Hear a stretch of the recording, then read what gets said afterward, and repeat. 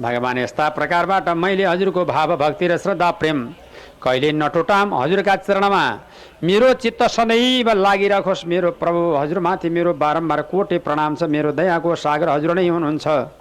हजुरदेखि बाहेक मेरो अरू कोही छैन। कृपाको निदान पनि हजुर नै हुनुहुन्छ मेरो परमात्मा। अब हजुरको चरणारविन्दको म ध्यान गर्दछु, श्रद्धा गर्दछु, प्रेम गर्दछु। म माथि दया राखी बक्सोस् भनेर उद्धवजीले दुई पाउ समातेर प्रभुका चरणमा बिन्ती गर्दै भन्न लाग्नुभयो। पाउ परि बिन्ती गर्दै उद्धव थरेर, पाउ परि बिन्ती गर्दै उद्धव थरेर, मुटुभित्र गाँठो पर्यो आँसु बरेर। पाउ परि बिन्ती गर्दै